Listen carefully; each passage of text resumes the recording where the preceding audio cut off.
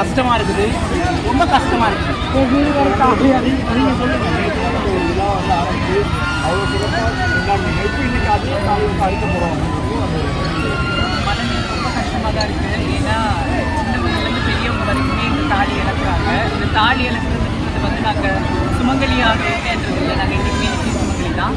எங்களுக்கு என்னன்னா இந்த சமுதாயம் எங்களை ஒதுக்குனதும், இந்த சமுதாயம் எங்களை வஞ்சித்ததும், எங்கள் குடும்பங்கள் எங்களை ரோட்டில் தள்ளினதும், எங்களுக்கு வாழ விடாத அளவுக்கு எங்களுக்கு எல்லாருக்கும் தடங்கள் போட்டு போட்டு போட்டு இந்த சமுதாயம் எங்களை காயப்படுத்தினதின் பிரதிபலிப்பாக தான் நாங்கள் இங்கே இதெல்லாத்தையும் கடைபிடிச்சு போகிறோம். இது வந்து சமுதாயத்துக்கு நாங்கள் தெரிவிக்கிறோம். நாங்களும் வாழ்கிறோம், நீங்கள் எங்களை காயப்படுத்தி இந்த காயப்படுத்திலையும் போராடி வாழக்கூடிய வந்திருக்கோம். அது பிரதிபலிப்பு தான். இன்னைக்கு இப்போ வேதனையாக இருக்கும். ஆனால் இந்த வேதனை தான் எங்களுக்கு உண்மையான வாழ்க்கை.